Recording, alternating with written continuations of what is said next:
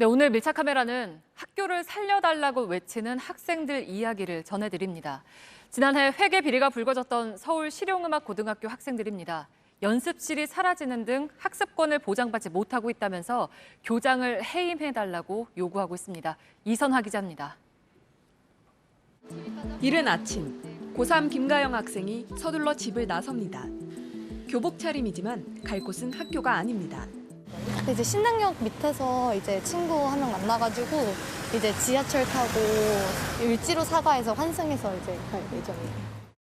광화문 광장에 40여 명의 아이들이 모였습니다. 서울 실용음악고등학교 학생들입니다. 서울시 교육청의 인가를 받은 대안학교입니다. 출근길 광화문 광장으로 이 교복을 입은 학생들과 그리고 이 학교를 졸업한 동문들이 모였습니다. 이 학생들의 꿈을 지켜달라 이런 문구를 들고 시위를 하고 있는데요. 지금은 마스크를 낀 채 침묵 시위를 진행하고 있습니다. 거리로 나온 이유는 하나입니다. 학교를 정상화시켜달라는 겁니다. 꿈을 위한 공부를 하러 온 학생들과 학생들의 돈을 사용해서 자신의 돈벌이와 사업을 했고 이 학교는 지난해 감사에서 20억여 원 회계 비리가 드러났습니다. 설립자이자 교장은 해임됐고 아들인 교감은 정직 처분을 받았습니다. 하지만 학생들과 교사들은 교장만 바뀌었을 뿐 문제는 계속되고 있다고 말합니다. 당장 연습 공간부터 없어졌다고 말합니다. 음악고등학교에 연습실이 없다는 것은 체육고등학교에 운동장이 없다는 것과 같으며 연습실로 썼던 건물을 학교 설립자가 지인에게 임대한 뒤 학생들에게 별도의 비용을 내게 했다는 겁니다. 네, 저는 학교에만 의지를 했었는데 이번 달부터 아예 사비로 내는 개인 습실을 하나 구했거든요.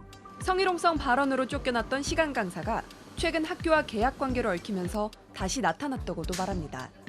지난해 학교 비리를 처음 공론화했던 행정실 직원은 계약 연장을 거부당했다고도 말합니다. 학교 정문 앞에는 이 손팻말을 들고 1인 시위를 하는 사람이 서 있습니다. 지난해 문제를 처음으로 제기했던 공익 제보자인데요. 지금은 학교에서 출입을 금지해서 이렇게 한 달 넘게 서 있다고 합니다. 학교에서 정식 쓸 수 없는 추진비들을 다 쓰셨어요. 개인 카드처럼 집 주변에서. 그리고 그거를 사무소 위주로 하라는 지시를 하셨어요. 여기가 교육기관인데 아이들이 보고 있기 때문에 아이들과 죄를 타협하는 걸 보여줄 수는 없었어요. 최근엔 방과후 학교 지원금 7억여 원이 부당하게 흘러갔다는 의혹도 제기돼 학부모들이 고소장을 내기도 했습니다.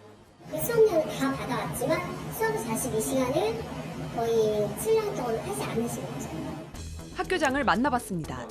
방과후 수업 지원금의 경우 돈이 잘못 들어온 건 맞다면서 현재 반환 중이라고 해명합니다. 또 연습실은 교육청 시정 결과 학교 건물로서 부적합하다는 판정을 받아 사용하지 못하는 거라고 말합니다.